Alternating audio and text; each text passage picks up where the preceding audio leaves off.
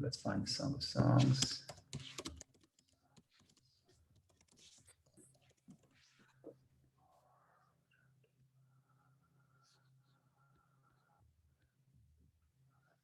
Okay, so where did we leave off? Last week we left off, we started the scene of the, I guess you could call it the fourth song. It's in chapter 5, but if you divide it the way we divide it, it's the fourth song, and it's after the wedding. That's for some, the wedding is over, the honeymoon is over. There's a problem. The problem is the man and woman are not together. Not only they're not together, she is lying in bed. She is asleep. He is knocking on the door, asking her to open the door. She's not running to open the door because she's too comfortable in bed. She doesn't want to get herself dirty again by having to go open the door. By the time he keeps knocking, he puts his hand through the hole, which was the hole to open up. If you had the key, you would put your hand in and open up the key. That's what they did it. And then when she sees how he's insisting to get in, that stirs her heart. And at some point she gets up and she's trying to open up the lock, but her hands are dripping with perfume and she can't. And by the time she opens the door, he's gone. And she goes looking for him. This time, instead of the guards trying to help her, the guards beat her. They take away her jewelry or her garments, depending how you read it. And obviously tragedy. And then the conclusion of this section is the conclusion of the part that we read is that she once again uses the term, Hishbati etchem, I adjure you, the daughters of Jerusalem, if you find my beloved, tell him that I am lovesick. And this is very different than what she said last time. And it would appear twice in the song earlier, this expression, I adjure you, daughters of Jerusalem. Till now, she said, I adjure you that not to awaken the love until it's desirous, which we understood that to mean don't awaken the love prematurely. Both man and woman have to be on the same page. In this scenario, it's clear that the man is not here. She's lovesick, he's not. But what the takeaway is, but what she tells him, what I want you to do is to go and tell him that I am lovesick if you find my beloved. And then the conversation continues to discuss what's unique about what they ask her, why are you so in love with this guy? What's special about him? But in any case, so here are the verses, some beautiful verses. We have to read it again to get into the mood because we're going to have to do the Hasidic interpretation. So again, I sleep, but my heart is awake. Hark, my beloved is knocking. Literally, it's kol dodi, the voice of my beloved is knocking. Open for me, my sister, my beloved, my dove, my perfect one. For my head is full of dew, my locks with drops of the night. It's raining outside, he's knocking, open up. She doesn't want to open up. I have taken off my tunic, how can I put it on? I have bathed my feet, how can I soil them? Etc. As we discussed, my beloved stretched forth his hands from the hole, my inside stirred because of him. I arose to open for my beloved, and my hands dripped with myrrh, and my fingers with flowing myrrh upon the handles of the door. I opened for my beloved, but my beloved has hidden and was gone. My soul went out when he spoke. I sought him, but found him not. I called him, but he did not answer me. The watchmen who patrolled the city found me. They smote me and wounded me. The watchmen of the walls took my jewelry off me. And here's the conclusion. I adjure you, O daughters of Jerusalem, if you find my beloved, what will you tell him? That I am lovesick. Beautiful, beautiful, yet sad scene. We played the song last week, and Vicky said it was a sad song, and it was. Now we go to, then we did the historic interpretation. The historic interpretation was that somehow if the wedding is the building of the temple, giving of the Torah and building of a temple, the two parts of the wedding, then this scene where the honeymoon is over is after the wedding, which we said there's two interpretations. Rashi says that it refers to the time of the first temple, when the people are asleep, they're serving idols, and God is knocking on the door, meaning God is sending the prophets to awaken them. When they don't respond, God leaves, he's gone. By the time they open, it's too little, too late. God is gone. The watchmen find her, they beat her, they take away the jewelry. That refers to according to Rashi, Nebuchadnezzar, the Babylonian king who destroyed the first temple. I adjure you, she says, She tells the nations of the world, Nebuchadnezzar, you have to go back to God and explain and tell God, if you ever find my beloved, tell him that I am lovesick, meaning to say, I was totally devoted to you, even throughout the persecution and the exile, and the people were willing to risk their life for the sanctification of God's name. So that's sad, but that's a love story. The other interpretation we offered was from the Targum and from Ibn Ezra. He says that God knocking on the door, this whole period of sleep and slumber refers not to the period of the first temple, but refers to the exile. After the Jewish people were exiled to Babylonia, and they were fairly comfortable there, so they were asleep. God is knocking on the door saying, come back to Israel, come build the second temple. And God knocking on the door, beautifully, Rashi says it's the declaration of Cyrus, Cyrus, the king of Persia, who allows the people to go back and rebuild the temple. So you could think it's just a political maneuver. No, this is God knocking on the door. Again, the tragedy, the people are asleep, they're too comfortable in Babylonia. They don't go to Israel. And therefore, ultimately, there was the rebuilding of a second temple was not the ultimate redemption. And very quickly, they really did not really have full independence. And you end up with invading armies with the Greeks and the Babylonians, the Greeks and the Romans, and ultimately the destruction of a second temple. So that is what Rashi says. Now I'm going to make it a little bit sadder to tell you that there are contemporary interpretations that would read this and say that maybe it's the call in Europe for people to go back to Israel before the Second World War. And unfortunately, people did not respond early enough. And we know what happened. We know what happened. The guards found us and beat us, etc. And again, what is the response? The response of the Jewish people is that we're lovesick, we're still searching for God, and we're lovesick. So that's if you need another deeper dimension of sadness, and you'll understand the sadness of the song that we sang last week. Okay, that's all for last week. Now we start positivity. Now we look from the Hasidic perspective. The Hasidic perspective, as we know, we discussed the first two dimensions, the pshat, the simple level. We go to the historic level, and now we talk about what's the personal level. What does this mean in the relationship between God and the Jewish people? Again, it's based on the Medrash. It's not the Hasidic interpretation is not in a vacuum. It's based on the Medrash, but it takes it in a little bit different direction with a little different emphasis. And I am asleep. Who's asleep? The person is asleep. And God knocking on the door, saying, "Open up, my achoti, my sister, my spouse, my dove, my twin." We'll discuss all those terms. This is God seeking to awaken the Jewish soul. And he says, open up. And he uses these terms because it's not just terms of endearment, but each term of endearment represents another aspect in the dimension of the relationship between God and the Jewish people, which we're going to try to go through. And in that sense, at least the way we read the story right now, this is not a story of sadness. This is a story of constantly. In other words, this happens all the time. Every morning, every day, God is knocking on our door. And the question is, are we going to open up the door? That's the question. But the idea of God knocking and coming to us and trying to inspire us, that is a constant, and that is very uplifting.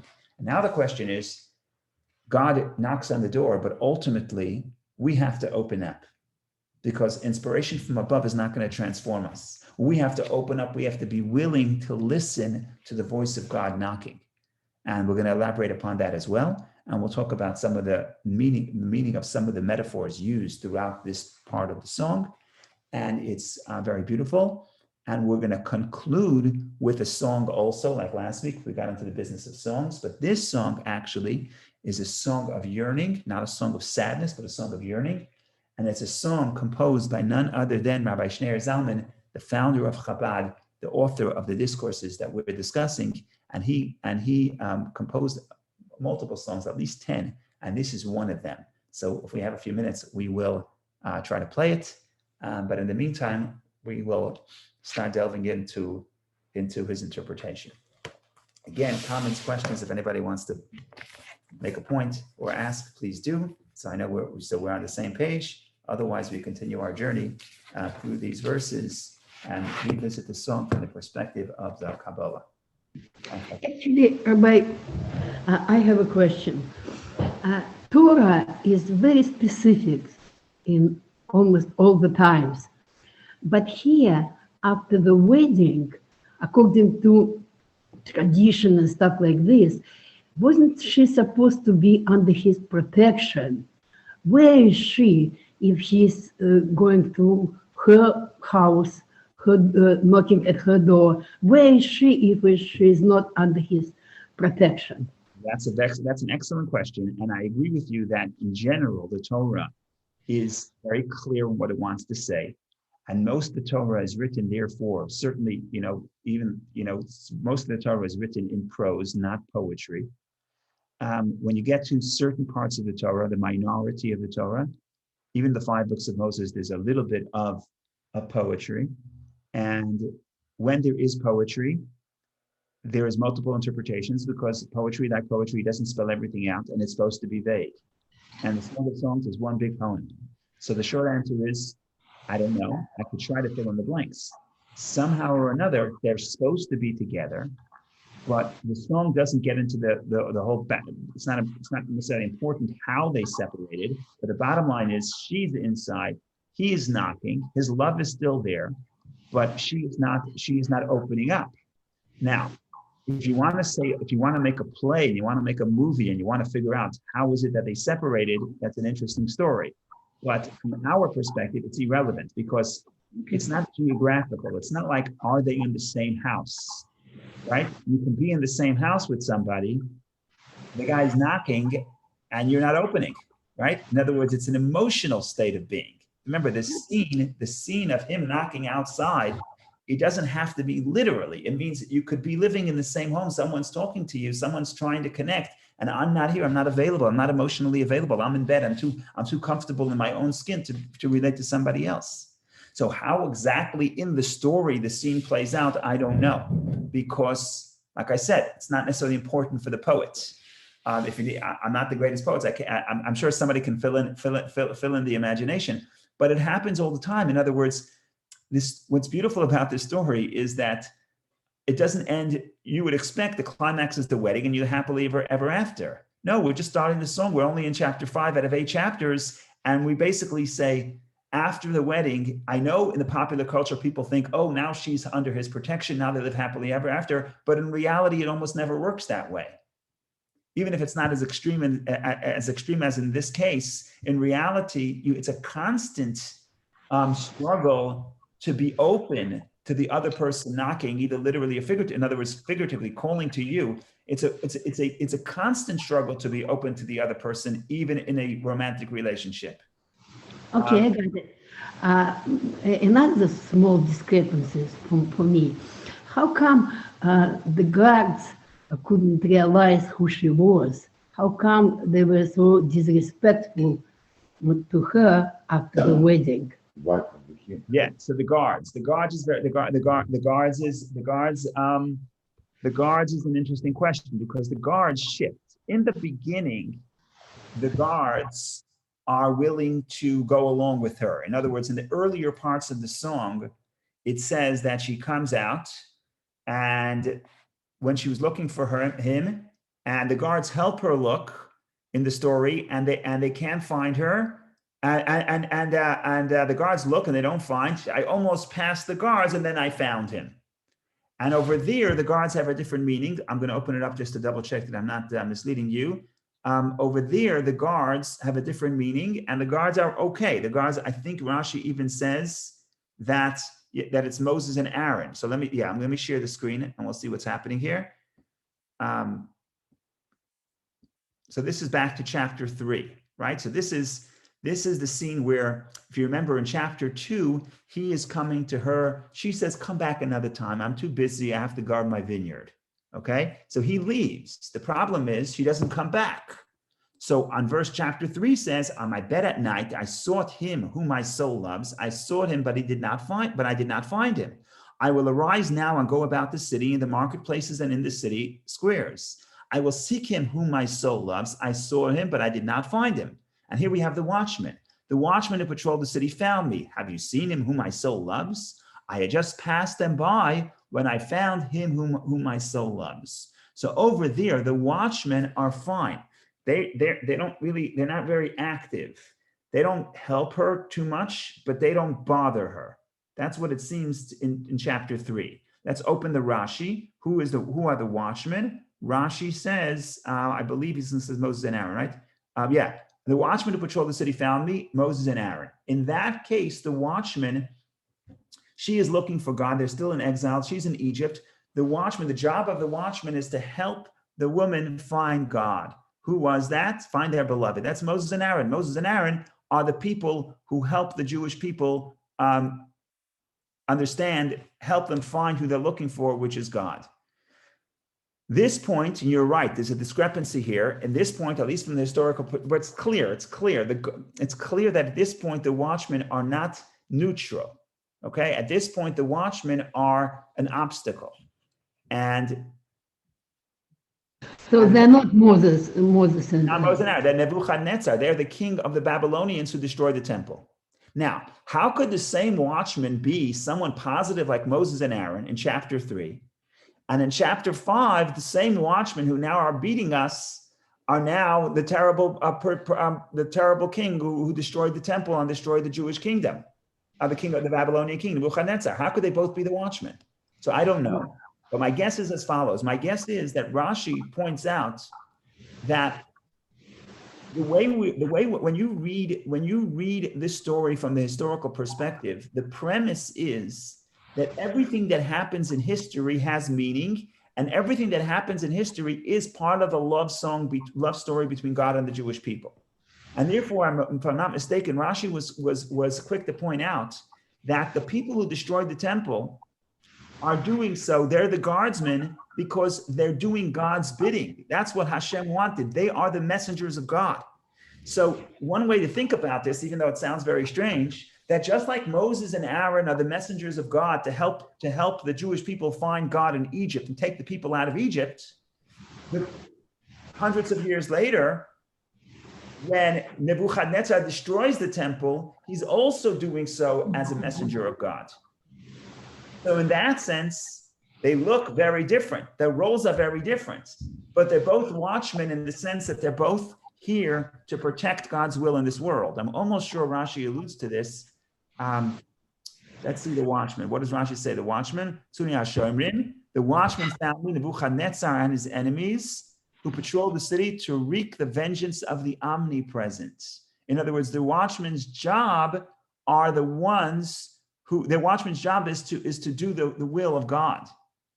And then he says the watchmen of the walls, he says those are the angels who also help destroy Jerusalem. The bottom line here is that what I would say is that the watchmen are the the supporting actors who are here to help to help the will of God. And in chapter 3, where everything was still positive, when God was still courting the people, then the watchman's job is, at least at a minimum, not to get in the way, to help the people search. It's funny, Moses and Aaron don't help them find God, right? If in chapter 3 they found God on their own, but the watchmen help you search, right? So Moses and Aaron help you search for God. In chapter 5, recording is over, the honeymoon is over. Now we are going to sleep, and unfortunately, we need a wake-up call, right? Unfortunately, we need a wake-up call, and in that sense, the guardsmen now seem to be completely different, seem to be the opposite of Moses and Aaron, but they are still guardsmen because they're fulfilling God's will on this earth. So it's the way of viewing God through history, through the events of history, which is I think that's a Jewish idea. I think. But still, they knew she was the wife of a king. Well, the Jewish people, when we were persecuted throughout the years, it wasn't because people didn't realize we're the chosen nation. To the contrary, because we were the chosen nation, therefore, that was one of the causes of the persecution. I don't know about the days of Nebuchadnezzar, but certainly in Western Europe, certainly in the past 2,000 years, because the competing religions in the world had to show that we were the chosen nation and we are no longer the chosen nation, right? So they specifically went after us because of our unique relationship with God.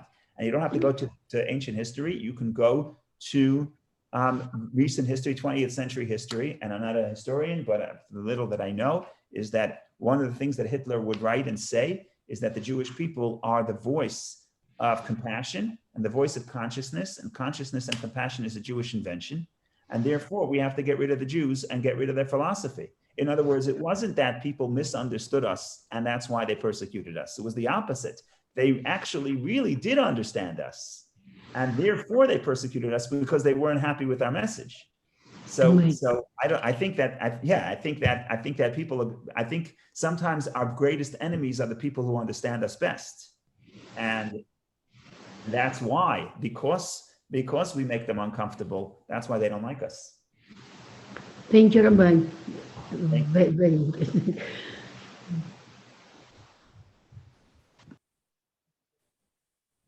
Okay, now we got to go to a little Kabbalah and the personal relationship between man and God.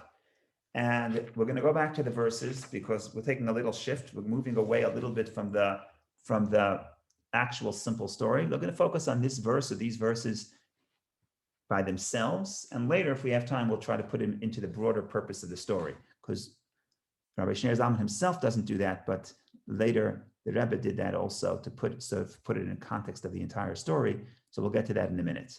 But what we want to focus on is a few of the verses. So let's read the verse. I sleep, but my heart is awake. Kol Dodi, the voice of my beloved is knocking. So let's deal with this issue here right now. We have a heart. My heart is awake. We want to define what is the heart. That's number one. Also, we want to compare the heart to the head, because later it talks about the head. What is the head? What is the head? In the same verse. I sleep, but my heart is awake. Hark, my beloved is knocking. Open for me, my sister, my beloved, my dove, my perfect one. For my head is full of dew, my locks with the drops of the night. In other words, God, the man, is knocking on the door and saying, my head is dripping with dew. So in the end of the verse, God is the head. In the beginning of the verse, I sleep, but my heart is awake. So what does it mean by my heart is awake? So we already mentioned this last week. The simple interpretation, I would think this means, Ani Yashena, I'm asleep, but my heart is awake. In other words, it's the woman speaking. And that's the conventional interpretation. However, Rashi writes something a little bit surprising. Rashi says, my heart is awake. This is the Holy One, blessed be He. So it is explained in the Psikta, Rabbati, in the Medrash. In other words, Rashi is saying, we're in the exile. In other words, we're asleep. We are asleep, but my heart is awake. What does it mean my heart is awake? So you could say the woman is awake. Or you could say, no, God is my heart and God is awake. Right? He quotes the verse, in this Rashi, he quotes the verse Psalm 73, where King David says, Tzur levavi v'chalki, God is my portion and the rock of my heart. So in other words, what's my heart? My heart is God. In other words, when you look at the simple metaphor, there's the man and the woman are separate. So there's God and there's the Jewish people. But when you look deeper, when you look from the perspective of the Kabbalah, the lines blur, because what's at the core? I'm happy to go. You sure? What's at the core of the Jewish soul? At the core of the Jewish soul is God, right? So here the verses read, I am asleep, but my heart is awake. I am asleep. The Jew is asleep, but my heart is awake. What's my heart? My heart is God. Okay, so let's assume that, because Rashi says this, and Rashi wants to say it, I think, even in this historical interpretation. In other words, even when we're asleep, God is still awake. God is still interested in this relationship. Okay, so what turns out from all this pilpul, from this discussion, what turns out is that in the same verse, God is both the heart and the head.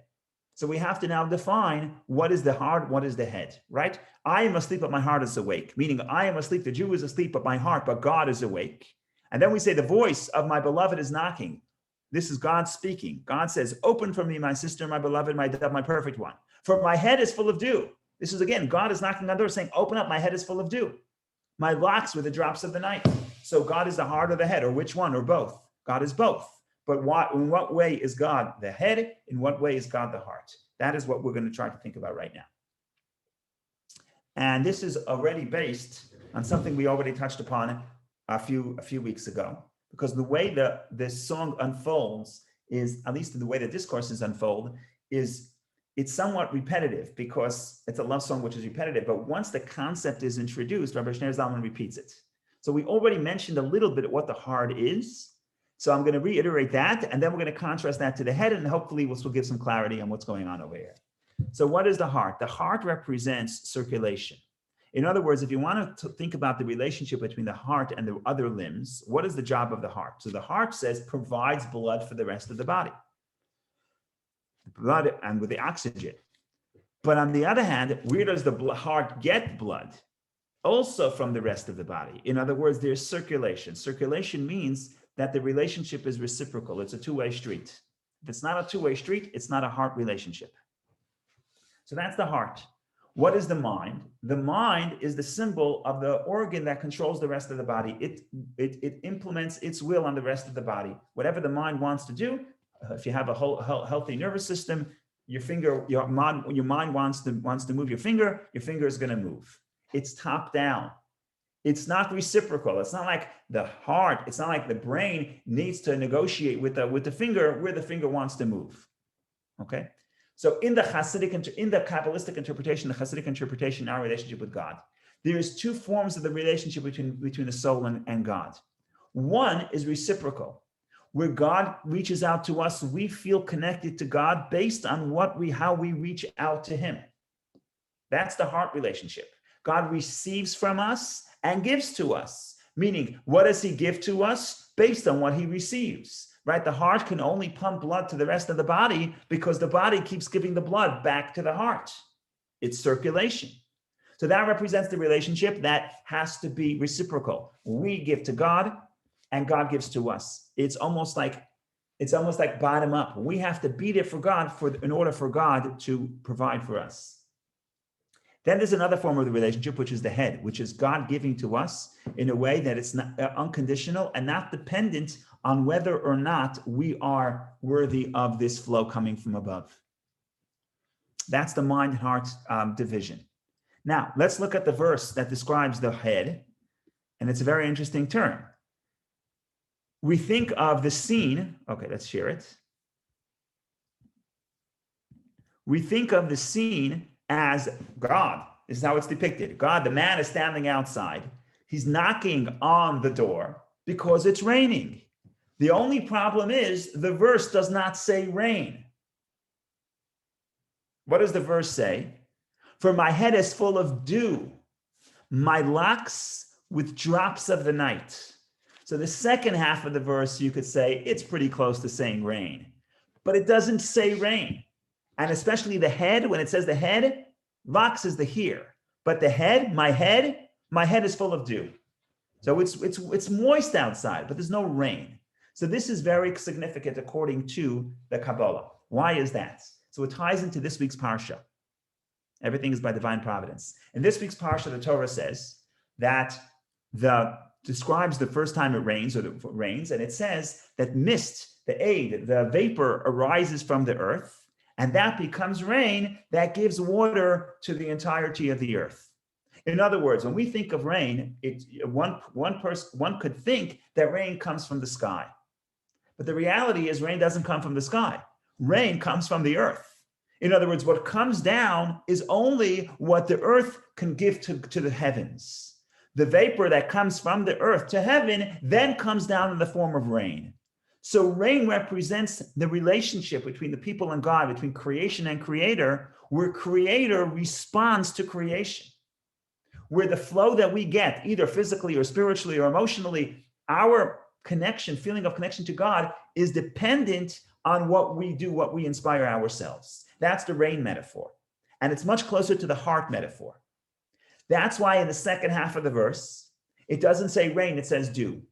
The Talmud says something interesting about dew. I'm no scientist, but I'll tell you what the Talmud says. The Talmud says that throughout the winter, we just started the winter, by the way, from Shmini Atzeret, from the day before Simchat Torah. When you pray to God and you praise God, you have to say, in the winter, you have to say, Mashiv Haruach Umer the Geshem, God causes the wind to blow and the rain to descend. In other words, you have to praise God as the one who causes the rain to descend, because rain was such an important need of the people in the land of Israel. Here we have so much rain relative to Israel. If you prayed and you forgot to say God, the mighty God who causes the rain to fall, you have to daven again, you have to pray again. You did not fill your obligation because rain was so critical for the sustenance of humanity. In the summer, in Israel, it doesn't rain, so we don't mention the rain. What do? We mention the dew. We have to thank God somewhere, right? So you say, Mari Datal, God causes the dew to descend.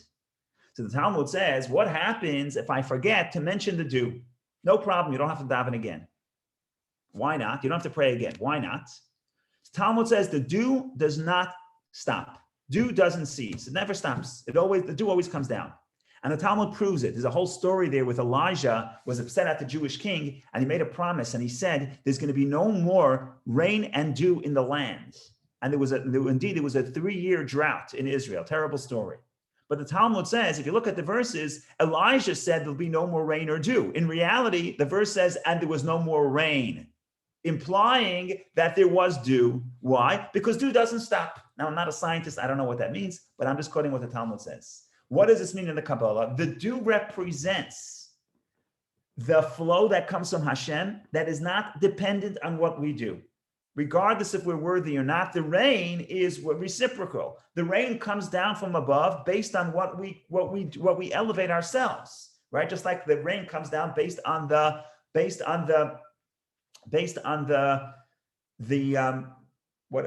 vapor that comes from below.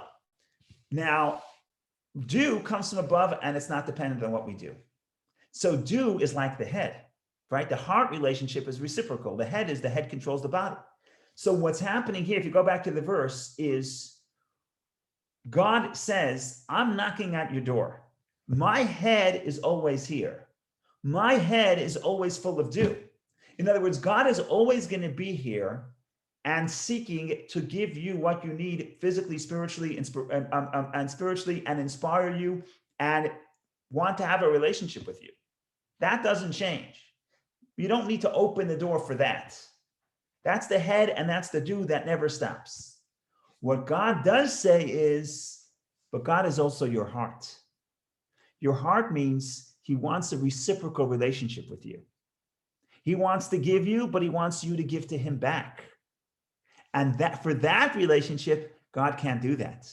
That you have to open, right? That's what he says, Kol Doidi, the voice of my beloved says, peace, Kol Doidi, the voice of my heart is awake, meaning God is the heart. God wants to be the heart. So he says, he knocks on the door and says, open for me, my sister, my beloved, my dove, my perfect one.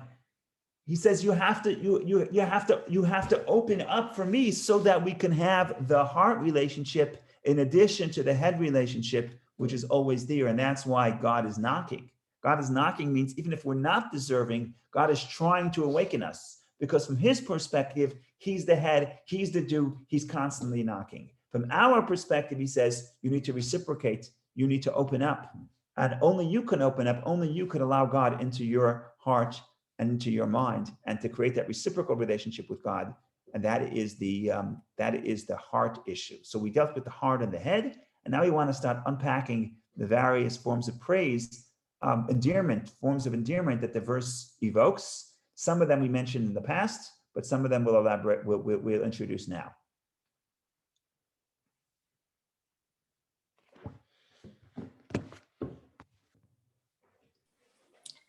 Rabbi, can I ask you a quick question about following verses and Hasidic interpretation? So verse 3 in that case will be like we got too comfortable, we didn't want to get out of bed and So Pashanti Kitanti, I took off my garments. I took off my garments means garments in the Hasidic literature is Torah, is the mitzvot, right? Because we have Torah is like food and the mitzvah is like garments. So I took off my garments. I'm not used to doing the things I need to do to experience the relationship with God. So now it's difficult. So God is opening up and saying, now open up for me. And the woman is saying, I'm too comfortable in my ways. And now the song is going to develop, and ultimately she's going to get up. And I don't think we're going to have time to go into it right now. And this is not explained in Rabbi Schneer's Zalman's discourse. It's explained in Tzemach Tzedek, his grandson. But ultimately, she does open up. And ultimately, even though the simple story doesn't seem it that way, but she does open up and she does respond. And yet he disappears. And we have to talk about that maybe next week. We'll get to that in a minute. But I'll tell you right now, right? I'll tell you now, right now. According to the Hasidic interpretation, the fact that in verse, we got to shut the Rashi's here because it's too long. Hide. The fact that Kamti ani liftayach l'daidi, the fact that I arose to open for my beloved and my hands dripped with myrrh, so we'll deal with that, what myrrh is. That's what causes the woman to wake up and allows her to open up the door. So she did exactly what he said. She opened the door. So why did he disappear? So I opened for my beloved, but my beloved has hidden and was gone. So in the simple story, it's a big problem. Rashi deals with this problem. If she awoke and if she decided to open up the door, why did he disappear? So Rashi does not have a very convincing answer. The Targum and even Ezra that say that it refers to the second temple, they have a more convincing answer. They say, well, we opened up the door, but only some of the Jews opened the door. Most of the Jews stayed in Babylonia, and that's why the salvation wasn't complete. That's more convincing. Rashi says that opening up the door refers to the generation of Chizkiah, which was completely righteous. So they opened up the door completely. So what's the problem? Why did God disappear? That's a big problem from Rashi's perspective. So Rashi says, well, it was already too late because it was after all those years of idol worship, and therefore the Jewish people have to be punished. So the righteousness, the opening up the door, just delayed the punishment, and the righteous generation passed away in peace, and only the next generation suffered the persecution. Okay, that's Rashi. From the Hasidic perspective, it's very strange. If you open up the door, God is knocking, you open up the door, why does God disappear? And it's very thing. I sought him, but found him not. I called him, but he did not answer me. What is God? Why is God playing hide and seek from the Hasidic perspective? So this is what the Rebbe said. The Rebbe said, it's all to lead you to verse 8. How do we view the exile? We view the exile is when we finally open up the door, God wants, the exile is the way that God leads us to a deeper level of yearning and a deeper level of lovesick. That's what, right, verse 8 is the culmination. I adjure you, O daughters of Jerusalem, if you find my beloved, what will you tell him? That I am lovesick. The intensity of the lovesick can only come when there is hiding, when God is not available. That's the irony of love. Irony of love is that when you're distant from your beloved, you can have a much deeper yearning. That's counterintuitive, but that's the reality. So from the perspective of the Kabbalah, what's happening here, the reason why God goes away, disappears in verse 6, and really disappeared for the last 2,000 years. The reason for the exile is not because we didn't open up quick enough. That's a simple story, but it's not the Kabbalistic story. The Kabbalistic story is that God knocks on the door and we open and we feel close to him. And then he disappears. And then we feel the yearning. And the disappearing, the distance, the fact that we don't feel close to him is because that has to get us to a higher level of love to make us lovesick for God. Now you have to understand something, and I'm going to get to, and it ties into what Rabbi Shneur Zalman is going to say. It's where the simple metaphor breaks down. And the simple metaphor breaks down, you want your beloved, you grab her, you're together, and that's it. With God, it doesn't work that way because God is infinite. So opening up to God is on one level. As we will see, the 4 levels that we're going to discuss in the song, in the verse, open up for me, my sister, my bride, my spouse, my dove, and my perfect one. The bottom line is there's many dimensions of the relationship, and ultimately God is infinite. So ultimately, even after you open up the door, even after you meditate, you understand the greatness of God, ultimately, God still vanished. In other words, God is still elusive because he's infinite.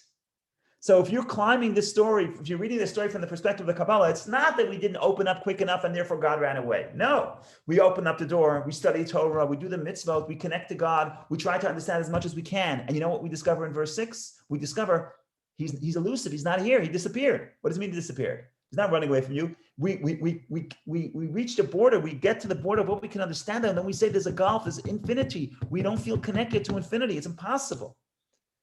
And that gulf is what creates the feeling of lovesick, of being lovesick.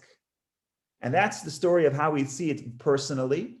But I take the liberty I take the liberty to say that's the way we view the exile. Last 2,000 years, it's not God running away because, we didn't open quick enough, right? Imagine you're the mother. You're the mother and your kids don't open up the door for you.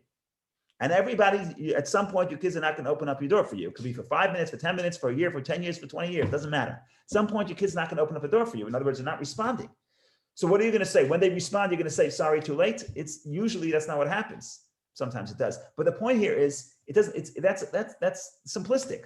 What's happening here is that's not why God ran away for 2,000 years, because we didn't respond to the prophets quick enough. It's not what happened. What happened is now he says the exile is a way where God hides his face. And you know what the response is? The response is exactly what God wanted. We tell the nations of the world, go testify, go tell God about how we're lovesick, how we are sacrificing our life for him. We never did that in the times of the temple. We never did that when he was knocking on the door, right? The love was never as intense as it was. Well, where was the love more intense? Last 2,000 years of persecution or in the times of the temple? There's no question, not even comparison, not even close. So from the perspective of the Kabbalah, the culmination is verse 8. But you can't get to that. First, you have to start with God knocking. God wants you to open, and you open, and then you get to the higher levels. Beautiful. Thank you, Rabbi. That's why we start the cycle all over again every year in a hope that we get closer and closer. You get closer and closer, but no matter how much, there was one of the Jewish philosophers, I forget which one, who coined the phrase, Tachlis hayediyah shalene de'acha. The ultimate knowledge is to know that we can't know God. In other words, however much you understand, once you hit infinity, you realize that there's a limit to what you could understand.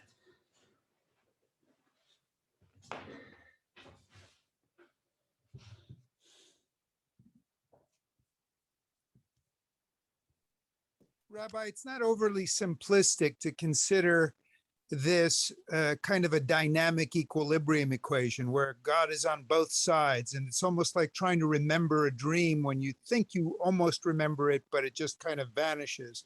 That we exist between these two poles, between greatness and Nebuchadnezzar, between unconditional love and conditional love.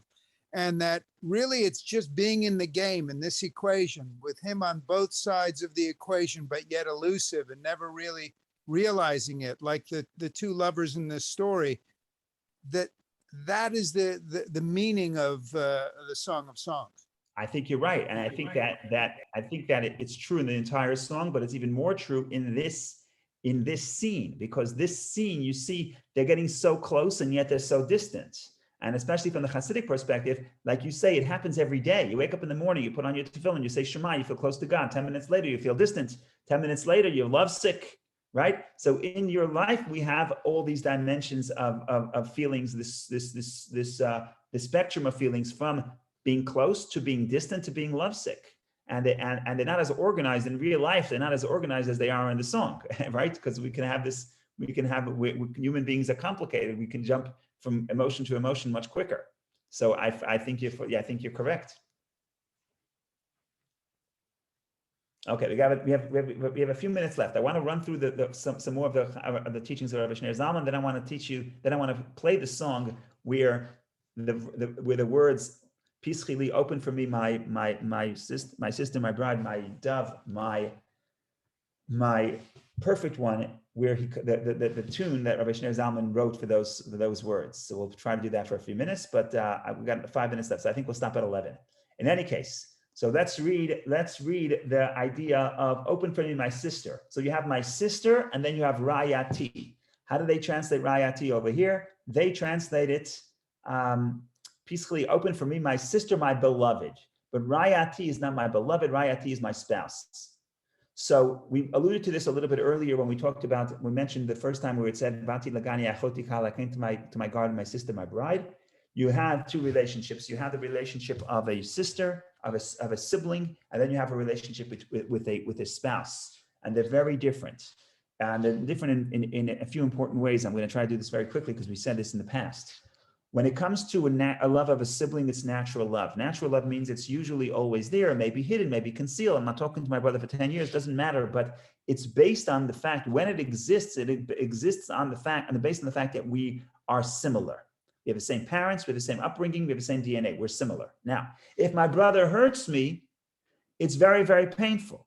And sometimes that can be traumatizing. But again, why am I so hurt? How come if the stranger is not nice to me, that doesn't hurt? But if my brother is not nice to me, that hurts. Why does it hurt? Because we're one and the same. In other words, the whole relationship, either it's love or a hate relationship, it doesn't matter. It's all predicated on the fact that we're close, we're one and the same, we're the same entity. So that love is a natural love. Just like I love myself, I love my sibling. If I don't love my sibling, I'm traumatized on my sibling. I'm upset at my sibling because he's not loving me like myself. Because that's the way it should be. That's natural love. Now, I don't always feel it. It's not passionate love. I cannot talk to my sibling for 100 years, but when we meet up, we could sit and reminisce about eating latkes in my grandmother's house. In other words, it's not the love is not intense, but is always there. Then you have the love to a spouse. And love to a spouse is the exact opposite. It's love to a stranger. Because it's love to a stranger, it would never work. The love to a sibling would never bring strangers together. This is God's way or nature's way, or whatever word you want to like, fate's way to bring two people who are so different, male and female, start with that, who are so different, to put them under the same roof. It doesn't make any sense.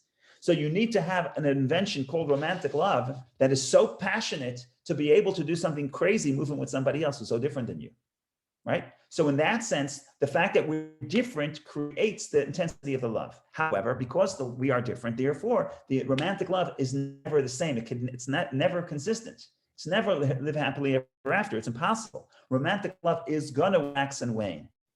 And if we don't realize that, we're misunderstanding. We're not allowing love to flourish because we expect it to be the same all the time. We're going to destroy it. You have to let it retreat and then regroup. That's the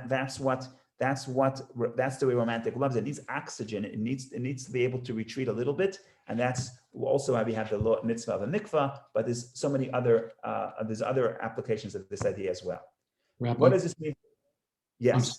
I'm sorry to interrupt. No, please. Do they ever merge? Does romantic love ever merge with sibling love? The same person, you can have both romantic love and sibling love too.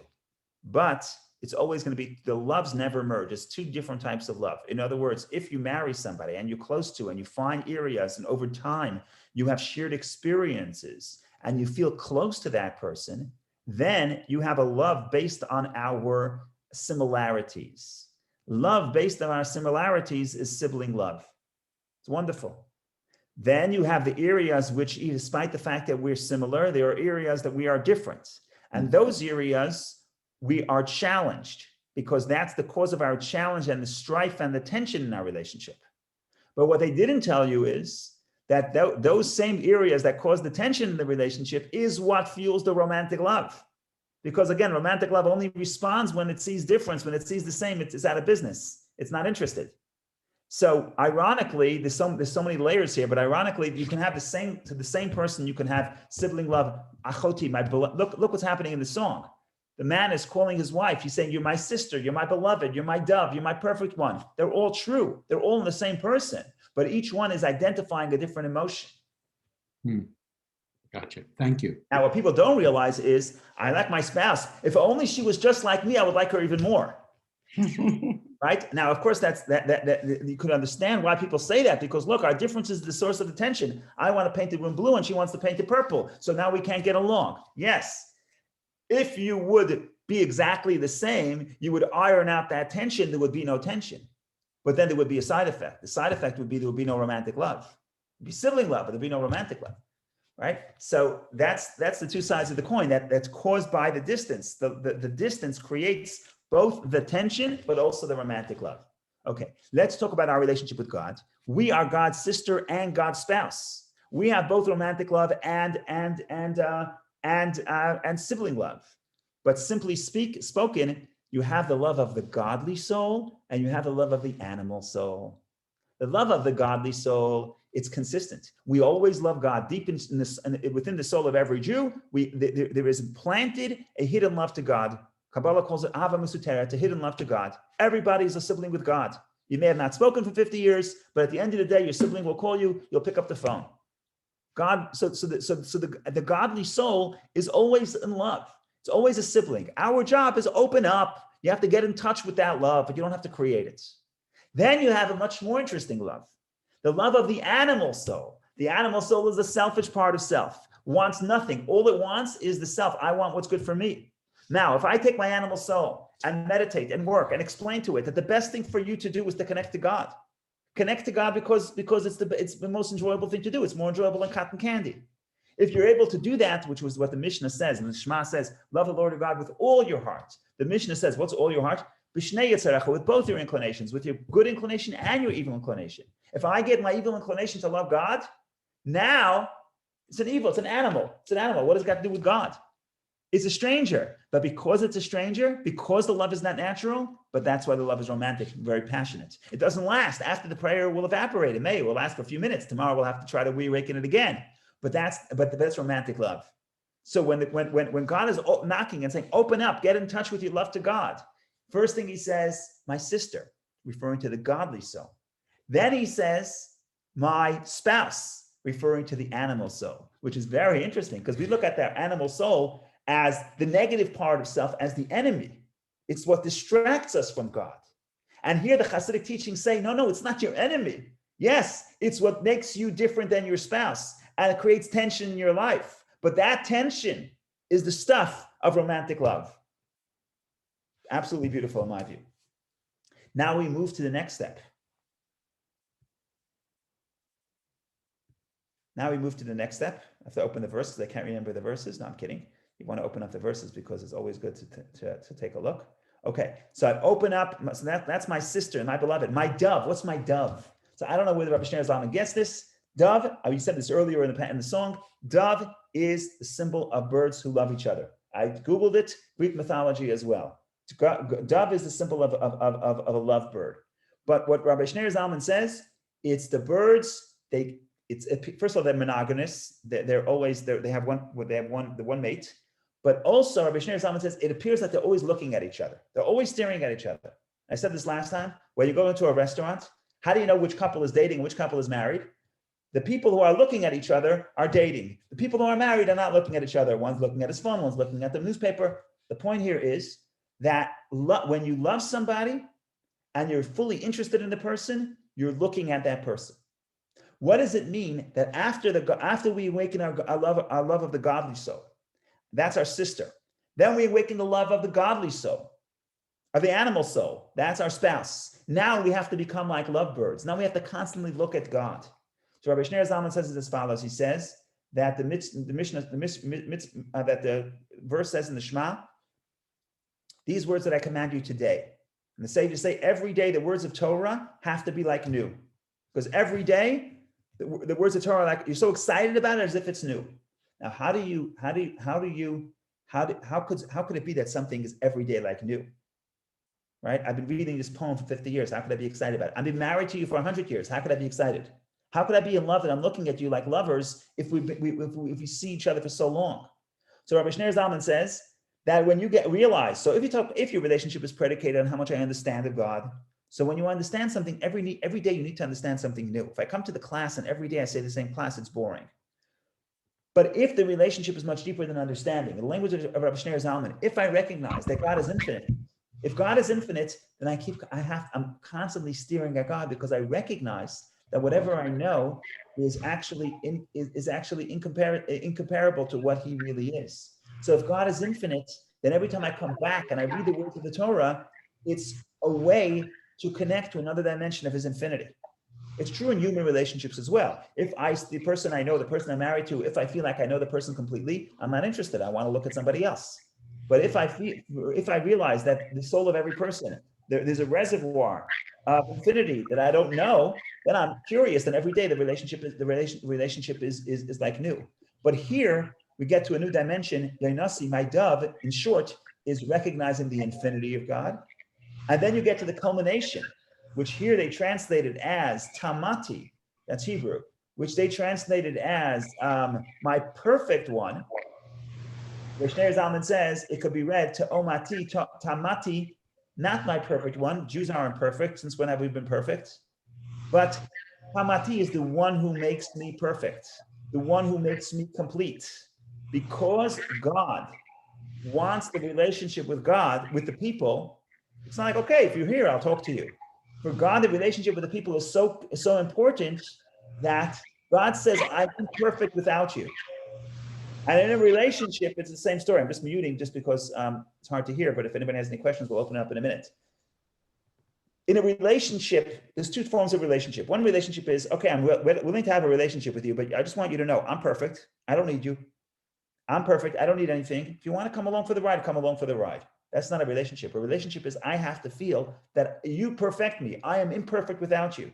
And even though God is infinite, we just said Yonati, the dove is the recognition of God's infinity. Therefore, I'm constantly looking at God because I'm constantly amazed by the infinity, because whatever I understand is insignificant compared to his true infinity. Nevertheless, despite his infinity, Tamati, God says, you're my perfect one, you make me perfect, because he desired a relationship with the people. And he's knocking on the door and telling you, I may be God, I may be infinite, I may be perfect, but as far as I'm concerned, I'm not perfect until you open the door. And that's the way to court people. That's how God courts us. That's how God gets in our attention.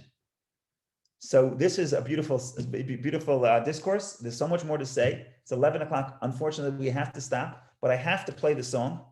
And again, this is coined by the tune was written by Rabbi Shneur Zalman. I wish there were subtitles. He also put the words to the tune. I wish there were subtitles to show you how each part of the song, which words he's saying, but it's all, the entire song is verse 2, which is verse 2, which says, "Open up the door, kol da'ifik, the voice of my beloved. Open up the door, my sister, my bride, my beloved, my perfect one."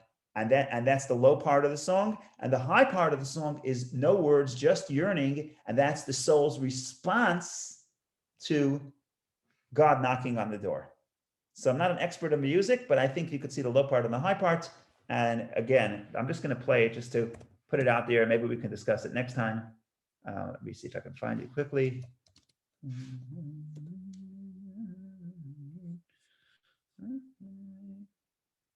Okay, here it is.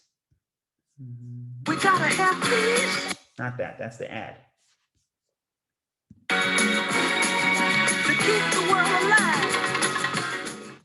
Okay, I got a taste and now I have to make you mine. Okay, let's share the screen.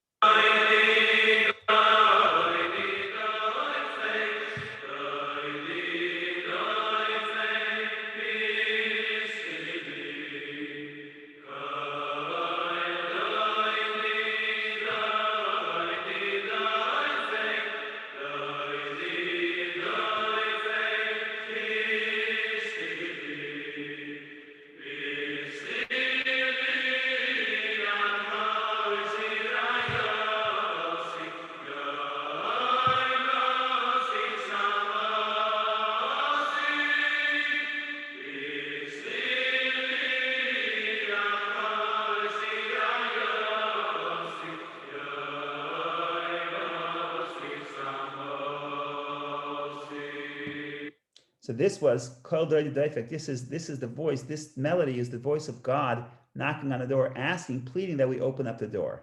And now starts the part without the melody, without the words, just the melody. And this seems to be what's not in the song, but what happens in the Jew's soul, of what that knocking does within the soul of man and how the person responds to that voice of God knocking on the door.